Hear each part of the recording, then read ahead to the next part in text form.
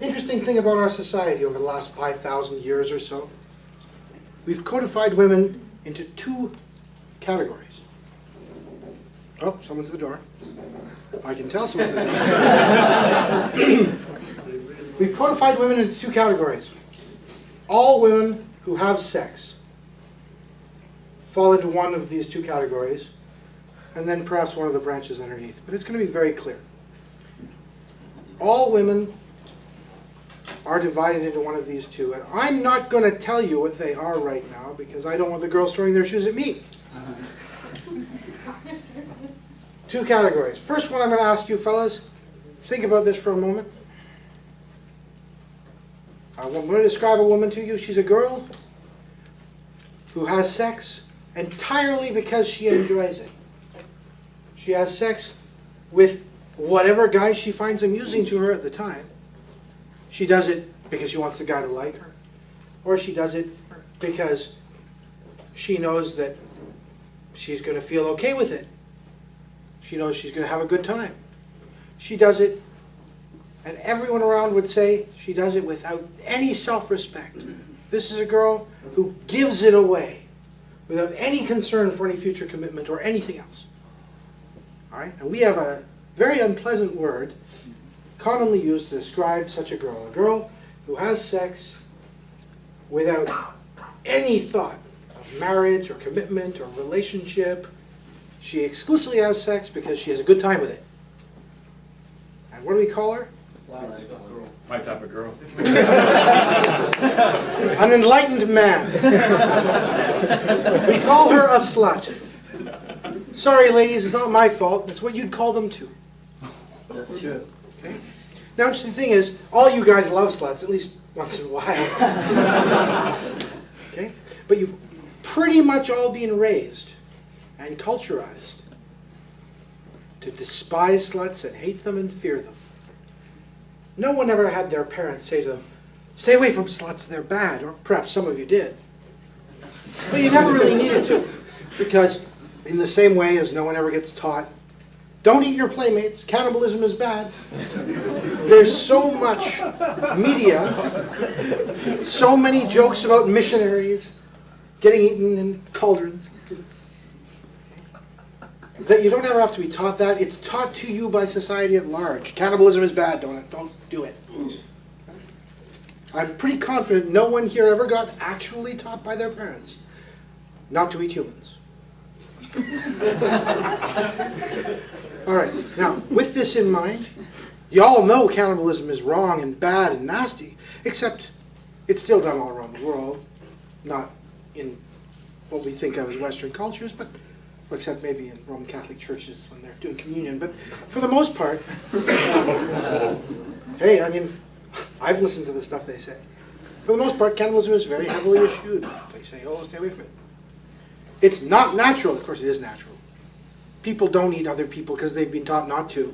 Not recently, but over the last 10,000 years. By the same token, no one gets taught by their parents, stay away from sluts.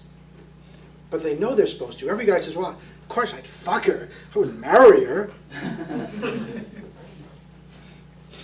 Now, there's another type of woman. We've described firstly a woman who has sex with no self-respect. She gives it away. Now, there's another kind of woman. This woman has great self-respect. She charges for it. She never gives it away. She won't have sex unless she knows she's getting something for it. Be it travel or jewelry or a house over her head or food for her children or lifetime of support. What's a word for a woman who gets paid for sex? Guys, anything? Whore. Whore works? Prostitute Gold works? digger. Yeah. Whatever you like. Okay? Now there are two types. So we've got sluts, and we've got whores. Now we've got two different types of whores. We've got the low status whore, the itinerant whore. We're going to call her a hoe.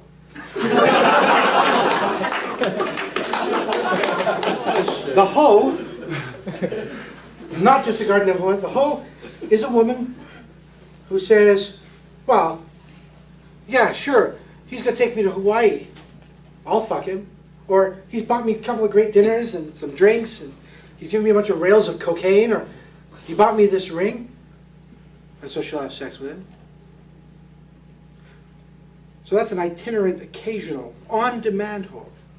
Or maybe it's a girl who says, $300. Nothing wrong. That's just one role. Then there's the high status hoe, or high status prostitute. High status. We have a 4-letter word used to describe this one too. This is one we call a contract whore. There we go. A wife. A nasty 4-letter word. Used to describe a woman who makes a contract to sell her sexuality to just one guy in exchange for a lifetime of support for herself and her children.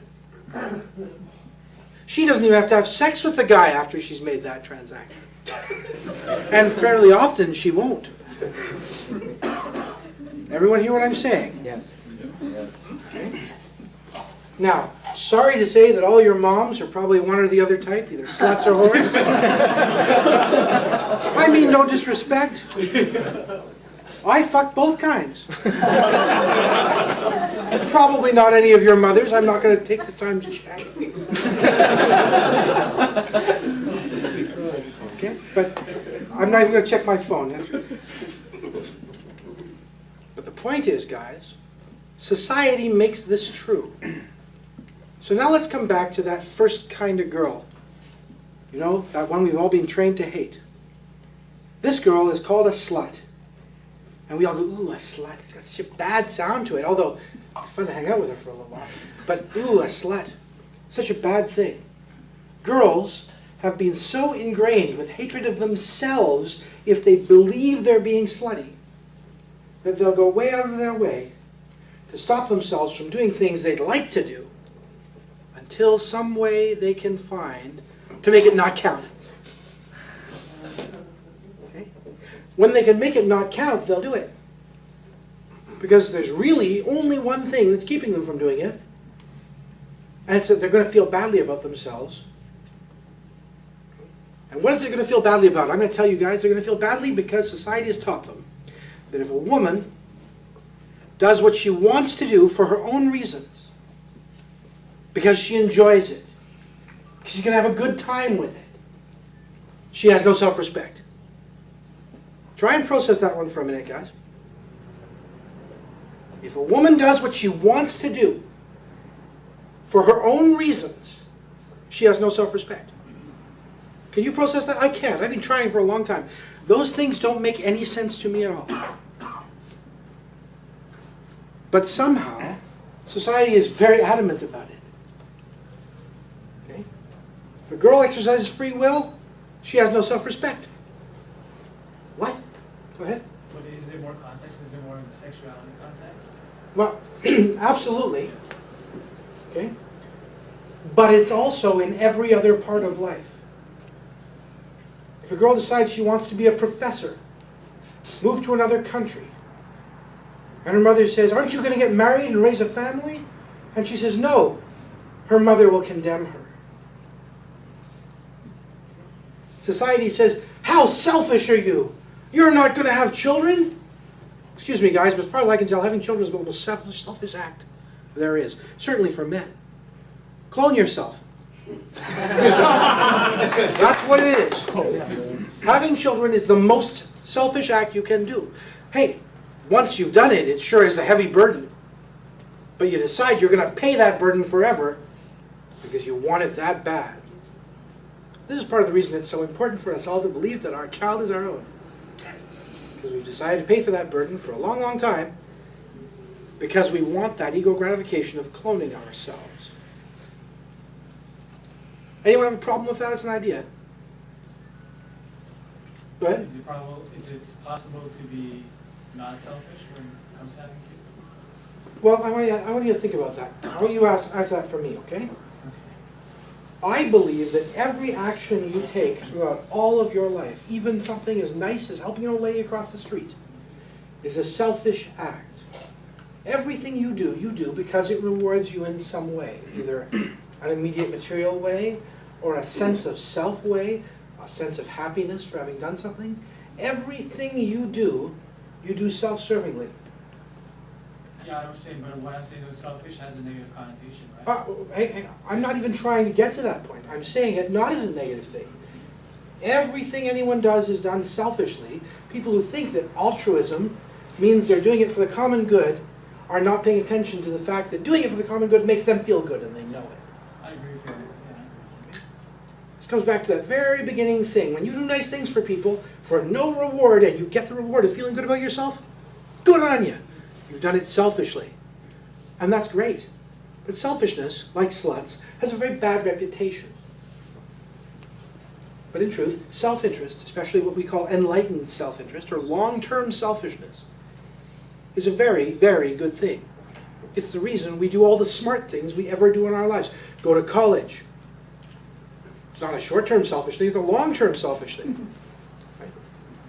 Work in your job, doing a really hard job, knowing you're going to succeed eventually. That's long-term selfish. And good for you.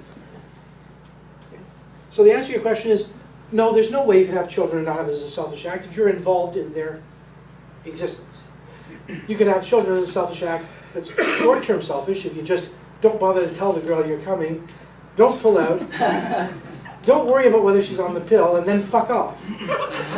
That's a pretty selfish act. But then I'd hardly say you've been anything other than a sperm donor.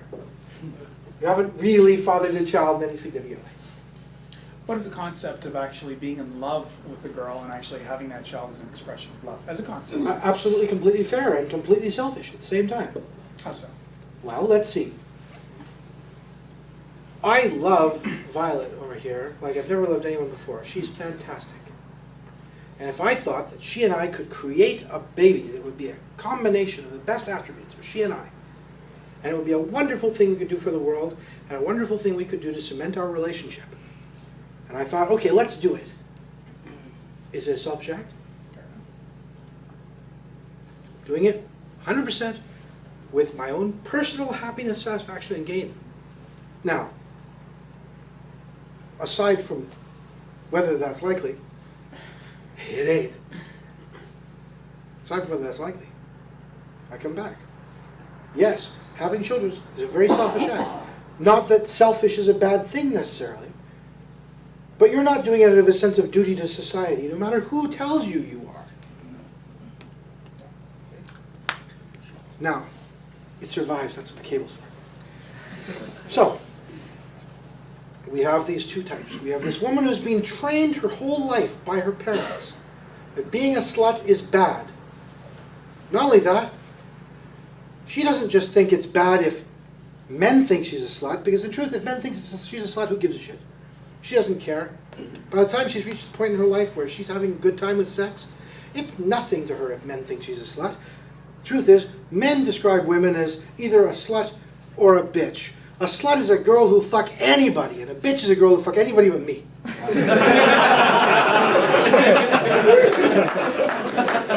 Now, girl doesn't care. Okay? Now, the girl cares if other girls think of her as a slut, because they'll hate her. They'll despise her, and they'll let her know.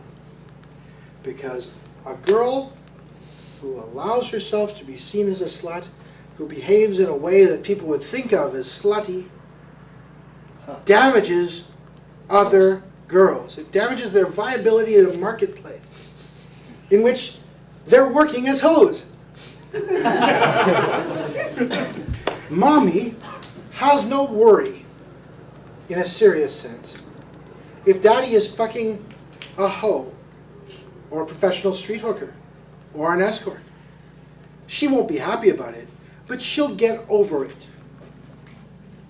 But if daddy is fucking Rachel, the next door neighbor's 20-year-old daughter who's been putting herself through college doing babysitting for us from time to time, that's a homewrecker.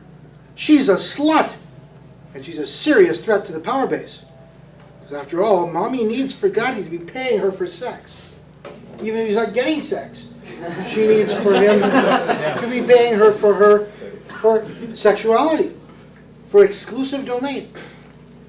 If he's getting sex for nothing, this is terrible. Can't be allowed to continue. Go ahead.